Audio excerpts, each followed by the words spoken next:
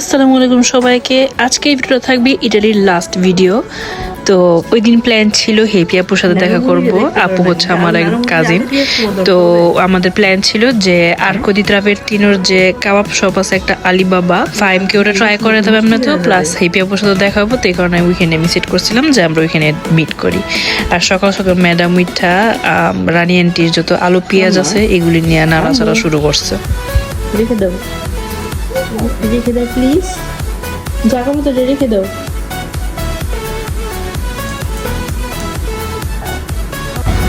আমরা চলে গেছি আর্কো দি ট্রাভেরটিনো। তো মেট্রো স্টেশন থেকে উঠেই দেখি এতগুলি কবুতর। তো আমার মেয়ে তো এমনিতেই কবুতর দেখলে পাগল হয়ে যায়। তো এই কারণে আমরা কতক্ষণ ওই দিকে দাঁড়ায় কবুতরকে একটু খাওয়া ওর সামনে একটু খেলাইলাম। দেন আমরা আলিবাবাতে চলে গেছিলাম। কত উপকার করছে সব কিছু খাওয়া লাগবে। খাওয়া লাগতাম তাও নিজে লাগে আমরা তো কিনবো।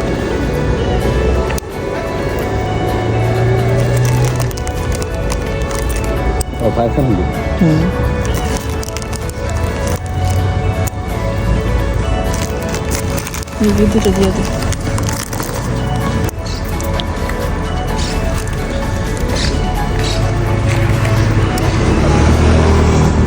ওর পায়ের সামনে দিও তো।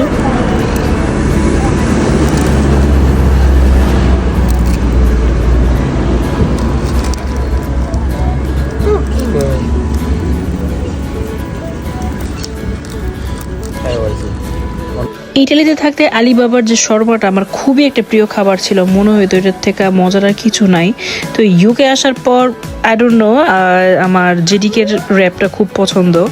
তো এবার যখন আবার এই র্যাপটা খাইছি আমার কাছে ওই মজাটা আর লাগেনি কেন জানি। ইটস নট ব্যাড, কিন্তু আমার হয় মনে হয়েছে যে আগের থেকে কোয়ালিটি খারাপ হয়ে গেছে, আর না হলে আর মজারটা হয়েছে কারণ আমার এখন আর ভালো লাগতেছে না। হেপি আপুর সাথে অনেক দিন পর আমার দেখা হইলো। লাস্ট 16 সালে আমার আপুর সাথে দেখা হয়েছে। তো প্রায় 9 বছর পরে আমার আপুর সাথে দেখা হয়েছে। তো দেখে আপুর সাথে মিট করে খুবই ভালো লাগলো। প্লাস আপু আমার মেয়েটাকে দেখলো, আমার এটাও খুব ভালো লাগছে। তো ওই দিন আপু আমাদের ট্রিট দিছিল। আর ইজামনি সবাইকে দেখলে কান্নাকাটি করে, কিন্তু হেপি আপুকে দেখে কেন জানি জিনিসটা করে নেই। আমার অবাক লাগছে, বাট ভালো লাগছে যে আপুকে দেখা মানে কান্নাকাটি করে না, কোলে যায়নি কিন্তু কান্নাকাটি করে নিচ্ছে। এটা অনেক বিগ একটা অ্যাচিভমেন্ট। আপু বলতেছে যাক ভালো হয়েছে আমাকে দেখে কান্নাকাটি করে নেই, কারণ আপু আবার জোর করে কোলেও নিল না যাতে না কান্না করে। তারপরের দিন আপুকে বিদায় দিয়ে শুভ্রকে নিয়ে আমরা ভ্যাটিকানের উদ্দেশ্যে রওনা দিলাম। ভ্যাটিকানের ব্যাপারে সবচেয়ে ফেমাস একটা ফ্যাক্ট এটা হচ্ছে যে বিশ্বের মধ্যে সবচেয়ে ছোট দেশ হচ্ছে ভ্যাটিকান সিটি। ভ্যাটিকান সিটিতে প্রবেশ করার জন্য আমাদের ছোট্ট একটা চেক আপের মতন হয়েছে, মানে ব্যাগ আমাদের বডি স্ক্যান করা হয়েছিল। দেন ওইটার ভিতর ঢোকার জন্য আস্তে আস্তে একটু করে কিউ ধরে ধরে ঢুকতে হয়েছে। সেন্ট পিটার্স বেসিলিকা মানে ভিতরের যে চার্চটা, এটা 326 এডিতে কনস্ট্রাক্ট করা হয়েছে। এডি বলতে জিসাস ক্রাইস্টের বার্থের পরে। আর 1929 সালে ভ্যাটিকান সিটি ইন্ডিপেন্ডেন্ট স্টেট হিসেবে রিকগনাইজ করা হয়েছিল। ভ্যাটিকানের ভিতরে অনেক ফেমাস একটা পেন্টিং আছে, আর এটার নাম হচ্ছে দি ক্রিয়েশন অফ এইডাম। এটা মিকেল অ্যাঞ্জেলো পেন্টিং করছিল। মিকেল অ্যাঞ্জেলো সিস্টিন চ্যাপেলের পুরো রুফ আর ওয়ালস পেইন্ট করছিল। এটা অনেক ফ্যাসিনেটিং একটা জিনিস। আপনি চিন্তা করেন একটা মানুষ এত বড় একটা জায়গা পেইন্ট করছে, যা আমার এত ফ্যাসিনেটিং একটা পেইন্টিং লাগে। এটার কারণ হচ্ছে খ্রিস্টান ধর্মের মধ্যে আমাদের মুসলমান ধর্মের মতো মানে যে আদম হাওয়ার ব্যাপারটা, যে তারা জান্নাতে ছিল, তারপর তাদের পৃথিবীর মধ্যে পাঠানো হয়েছে কারণ শয়তানে ধোঁকা দিছে, যেটা আমাদের মোটামুটি আমাদের সবার জানা আছে। খ্রিস্টান ধর্ম সেম। তো এই পেন্টিংটার মধ্যে দেখানো হয়েছে যে আপনারা, আমি এখন একটা ছবি দিয়ে দিব, যে মানুষ আর আরেকজন এটা বুঝাইছে গড। তো মানুষের আঙ্গুলটা চাইলেই উঠাইলেই গডকে ধরতে পারে, মানে গডের সাথে থাকতে পারে, মানে বুঝাইছে যে জান্নাতে থাকতে পারে, কিন্তু মানুষের ইচ্ছার কারণে ধরতেছে না। মানে আমি জানি না এক্সপ্লেন করতে পারছে নাকি, কিন্তু মানে আমার কোনটা বেশি অবাক লাগে যে এতটুকু ছোট ডিটেলসটা দিয়ে কত কিছু বুঝায় ফেলছে। আমি আনফর্চুনেটলি ওই পর্যন্ত যেতে পারিনি, তো এই কারণে আমি পার্সোনালি কোনো ভিডিও করতে পারিনি ওইখানে, কারণ ভ্যাটিকান সিটির ভিতরে পুশ চেয়ার অ্যালাউড না। তো আমরা উপর পর্যন্ত ঢুকছি, মোটামুটি সামনের টুক দেখছি, কিন্তু আর ভিতর পর্যন্ত পুরোপুরি হাঁটতে পারিনি আনফর্চুনেটলি। কিন্তু এই পেন্টিংটা আমি মিস করছি। আমরা চার্চে থেকে বের হয়ে আমরা ভ্যাটিকান সিটির সামনে কয়েকটা ছবি তুললাম, কারণ ছবি তো অবভিয়াসলি আমাদের কয়েকটা ম্যান্ডেটরি। ওই দিক থেকে ডিসিশন নিলাম যে আমরা জানিকোলো যাব। জানিকোলো হচ্ছে মেনলি পাহাড়ের উপরের থেকে আপনি রুম সিটটা পুরো দেখবেন, রুমের একটা ভিউ। কিন্তু আমরা ইমাজিন করতে পারি না যে যেতে যেতে এত কষ্ট হবে। মনে করছে আমরা কথা বলতে বলতে পাহাড়ের উপর উঠা যাব, কিন্তু কয়েকটা সিঁড়ি ছিল, পুষ্টের উঠাইতে হয়েছে। ভাগ্যিস শুভ্র ছিল, কারণ যদি আমি আর ফাইম একা হইতাম ইজনা কিন্তু অনেক টাফ হয়ে যেত।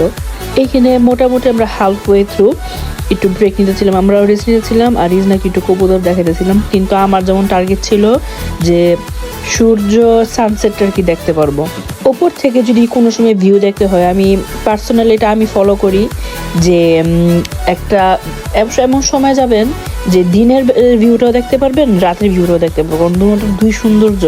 আমরা যখন আইফেল টাওয়ারে গেছিলাম, আমাদের টার্গেটই ছিল যে আমরা মোটামুটি একটু মানে মাগরিবের আগ সময়টা যেটা, ওই সময়টা গিয়ে উঠবো, তাহলে আমরা দিনের ভিউটাও পাইছি, আর আমরা একটু বেশিক্ষণ থাকছি, রাত্রে ভিউটা একবারে দেখে আসছিলাম। সেম ক্ষেত্রে জানি কোনো বেড়াও করছি আমরা। অনেক কষ্টের পর ফাইনালি আমরা উঠতে পারছি, and it was totally worth it, কারণ রুমের ভিউ অন্যরকম সৌন্দর্য।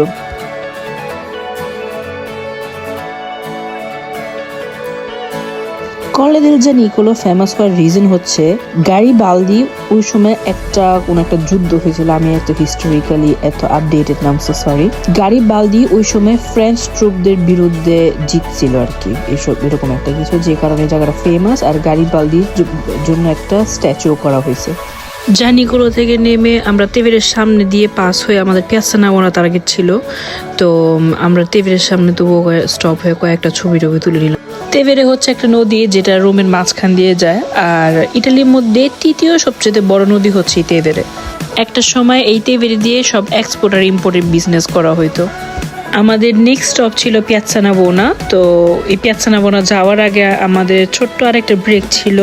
শুভ্র যেখানে কাজ করতো, অনেক ইচ্ছা ছিল যে যেখানে কাজ করে আমাদের দেখাবে। তো একটা তিরামিসুর দোকানে কাজ করে। তো আমার এখানে গিয়ে একটা জিনিস খুবই ভালো লাগছে। ইউজুয়ালি তিরামিসুর মধ্যে একটা অ্যালকোহল ব্যবহার করা হয় ফ্লেভারের জন্য, কিন্তু যে কারণে আমরা খেতে পারি না বাইরেরটা, আমরা বাসায় বানিয়ে খাই। তো এইখানে আপনি ধরনেরটা পাবেন, অ্যালকোহলিকটাও পাবেন, নন অ্যালকোহলিকটাও পাবেন। তো ওইখানে কয়েকটা ফ্লেভারই আমাদের খাওয়াইছে, খুবই মজা লাগছে।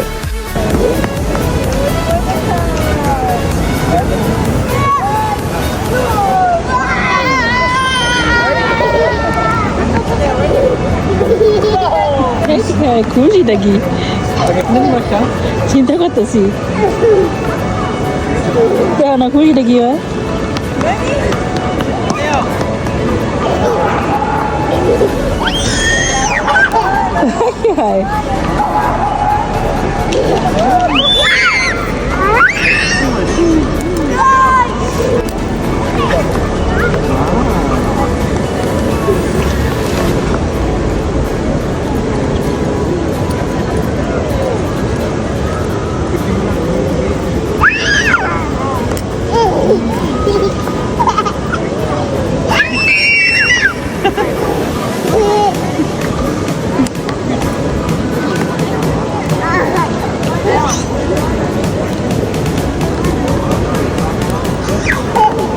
পিয়াজা নাভোনা 3 ফাউন্টেনের থেকে এই একটা ফাউন্টেনের সাথে আপনারা এই ইজিপশিয়ান ওবলিস্কটা দেখতে পারবেন। সো আমাদের আরেকটা দেখা হয়ে গেছে। এই পিয়াজা নাভোনা একটা সময় স্টেডিয়াম ছিল, আর ওই স্টেডিয়ামটা করা হয়েছিল 86 AD-তে। এই স্কোয়ারটাকে ট্রান্সফার করা হয়েছে 17th সেঞ্চুরিতে। আর সাথে যে 4টা ফাউন্টেন, এগুলি 1651 সালে বানানো হয়েছিল।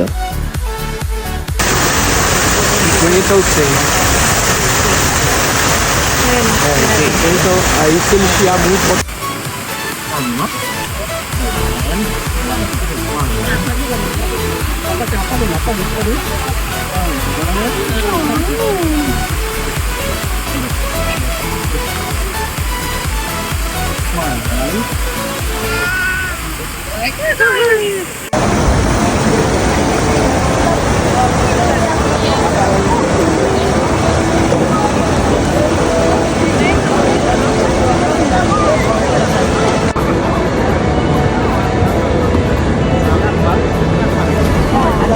Samara! Samara!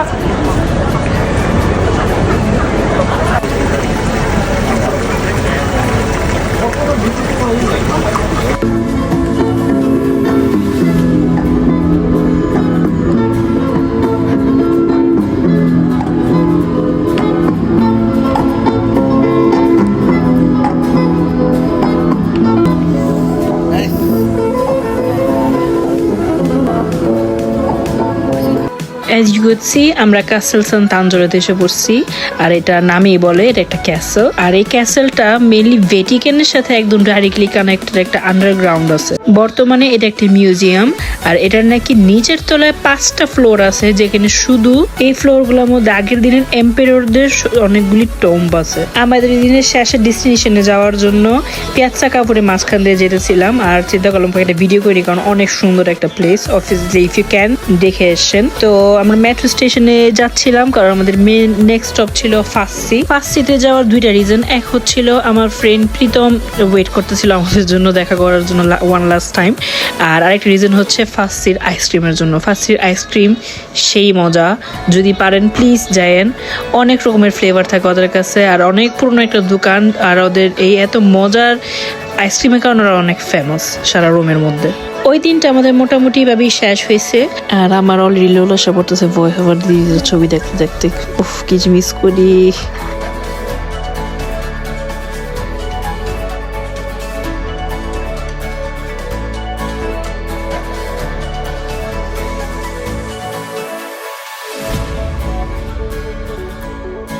দেন নেক্সট ডে আমাদের প্রথম অস্টিয়া বিচে আমাদের প্ল্যান ছিল, কিন্তু ওই দিন হঠাৎ করে হালকা একটু ঠান্ডা ছিল।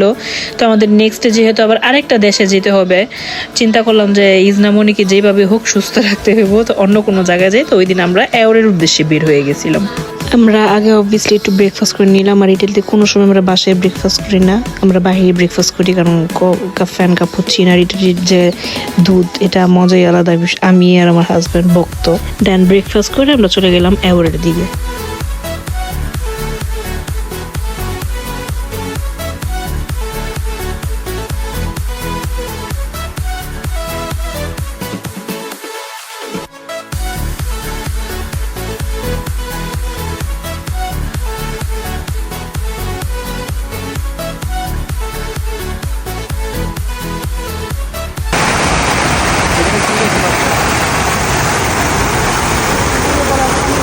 ওকে ফাহিম, ইতালিতে এসেছো বেশ কয়েকদিন হয়েছে, কেমন অনুভূতি একটু আমাদের সাথে শেয়ার করো। ইন্টারভিউ দিতে পারি না, বাট ভালো অনুভূতি। তোমার ওয়াইফের জন্মস্থান কি নিরামণি, কেমন লাগছে? আমি এক্সট্রিমলি হ্যাপি। আমার ছোটবেলার স্মৃতির মানে জায়গাগুলি আবার যেতেছি, যেমন মনে হচ্ছে নতুন করে সব জায়গায় যেতেছি, বেবি নিয়ে হাজবেন্ড নিয়ে। এই কারণে অন্যরকম একটা ফিলিং, আরও মজা লাগতেছে। তুমি বলো ইতালিয়ান ফুড তোমার কেমন লেগেছে? ইটালিয়ান ফুড সবচেয়ে বেশি মজা। কোনটা বেশি ভালো লেগেছে? রানী আন্টির খাসির চাপ ইতালিয়ান ফুড না? ইতালিয়ান ফুড না, পুরান ঢাকার দেশি। হ্যাঁ। আর সবচেয়ে ভালো লাগছে পিজা ইতালিও। ওকে, পাস্তা ভালো লাগছে। থ্যাংক ইউ, তোমাদের আবার দাওয়াত রইলো, চলে আসবা ইনশাআল্লাহ ইতালিতে আমার নাতনিকে নিয়ে। আমরা যে সময়টায় পার্কে গেছিলাম ওই সময়টা ওয়েদারটা খুবই ভালো ছিল, কারণ রোদ ছিল অ্যাজ ইউ ক্যান সি, আর ওয়ার্ম একটা ওয়েদার ছিল। তো আমরা হাঁটতে হাঁটতে এক জায়গায় দেখলাম যে বোট ভাড়া করা যায়। তো চিন্তা করলাম আমরা সবাই একটু বোটে উঠে এনজয় করি একদম ভালো মতন ওয়েদারটাকে। আর ই করুন নড়েও না এখন। ওয়াও, দেখছো কোকো?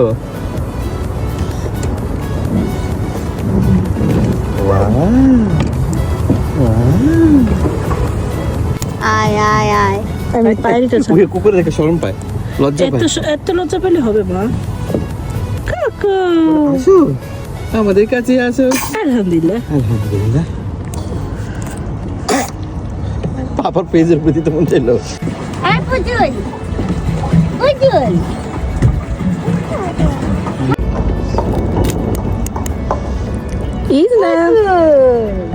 ইজ না আমার দিকে এখন হাসে। এখন আর ওই যে কান্নাটা।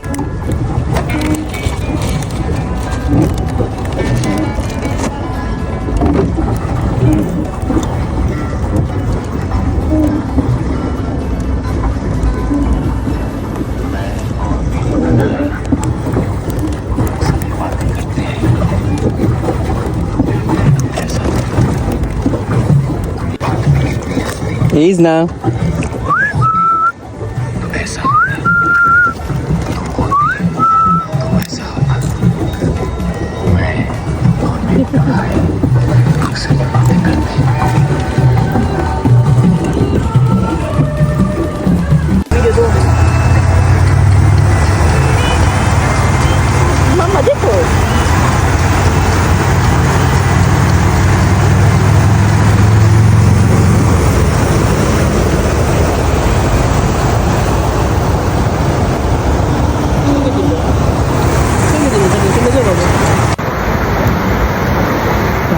Isna. Isna, mamma. Mamma.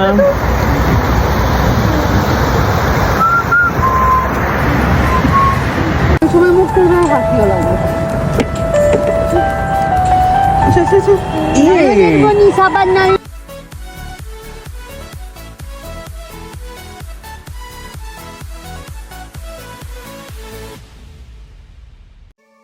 পার্কে ঘোরাঘুরি করার পর চিন্তা করলাম ইটালিতে কবে না কবে আবার আসি। তো ফাহিমকে আমার পাপা কোথায় কাজ করছে এটা একটু দেখাই দিই। আমার পাপা ইটালিতে ফার্স্ট কাজই ছিল একটা রেস্টুরেন্টে, আর লন্ডন আসার আগ পর্যন্ত এই একই রেস্টুরেন্টে কাজ করছে। ওই একই এলাকার মধ্যে পাপার আরেকটা কলিগ একটা রেস্টুরেন্ট খুলছিল, তো চিন্তা করলাম ওর সাথে দেখা করে আসি। তো আমাদের পিৎজা অফার করছে, ওইখানে লাঞ্চ করে আমরা চলে গেছি তেরমিনিতে। তেরমিনি স্টেশন হচ্ছে ইউরোপের মধ্যে বড় স্টেশনের মধ্যে একটা, আর দৈনিক 850টার উপরে ট্রেন ছাড়া হয়। আর ওইখানে ট্রেন প্ল্যাটফর্মও আছে, সাথে মেট্রো আন্ডারগ্রাউন্ডও আছে, আর সাথে বাস স্টপ। আর যত মানে শহরের বাইরে ভিতরে বা দেশের বাইরে ভিতরে যে বাসগুলি যায় এগুলি ওইখানে আছে। আমি ইটালিতে গেলে অলওয়েজ ওয়াইকনের কিছু না কিছু কিনি, কারণ ওয়াইকনের ব্র্যান্ডটা আমার পার্সোনালি খুব ভালো লাগে। আমার কাছে মনে হয় মোটামুটি রিজনেবল প্রাইসের মধ্যে খুব ভালো কোয়ালিটির মেকআপ পাওয়া যায়। তো আমার শপিংয়ের মাঝখানে ছিল বাপ মেয়ের খেলাধুলা।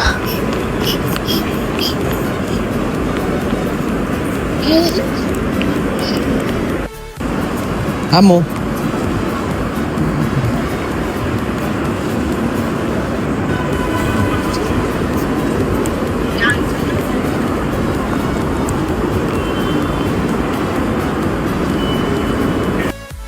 আর আমাদের রুমের ট্যুরের লাস্ট ফিনিশিং ছিল এই ডিনারটা। এটা ওই দিন পিন্টুর রানিয়াটির ট্রিট ছিল। বাইরে বাই আমার ভিডিও দেখতে স্যার আমার অলরেডি মুখে লোলা এসে পড়তেছে। ওই দিন এত মজার খাবার খাইছি, এত মজার সি ফুড ছিল স্পেশালি। কি যে মিস করতেছে অলরেডি। আমি খাবারের জন্য পারলে ব্যাগ যেতাম। আমি যখন প্রেগনেন্ট ছিলাম আমার প্রচুর পরিমাণে ইটালিয়ান খাবারের ক্রেভিংস হচ্ছিল, কিন্তু ওই সময় বিভিন্ন কারণে আমি আসতে পারিনি। তো এই ক্রেভিংস আমার বেবি হওয়ার পরও ছিল। তো আমার হাজব্যান্ড পুরো ট্যুরের মধ্যে চেষ্টা করছে যতটুকু সম্ভব খাওয়াইতে আমাকে। আর রানিয়া টিভি ইন্ডাস্ট্রির ট্রিটটা পুরা আমার ক্রেভিংস কমপ্লিট করছে। আঙ্কেল আন্টিকে অনেক অনেক থ্যাংক ইউ। এইভাবে আমাদের রুমের ট্যুর শেষ হয়েছে। আমাদের নেক্সট ডেস্টিনেশন ছিল বার্সেলোনা। সো আমি এই কারণে এক্সাইটেড ছিলাম, কারণ আরেকটা দেশে যেতেছি। যদি বাসা ব্যাক করতাম তাহলে মেবি মন খারাপ একটু বেশি লাগতো, বাট রুম সবসময় যতবারই ছাড়ি ততবারই মনে হয় আল্লাহ যেন আবার কবে আসবো, কারণ এবার আমি অনেক লম্বা একটা গ্যাপ দিয়ে আসছি। তো এই কারণে এখন অলরেডি মনে হয়েছে আবার কবে যাব, আবার এই জায়গাগুলি ঘুরবো, খাওয়া দাওয়া করবো। তো যাই হোক, I really hope you like this video. Thank you for watching. Allah Hafiz.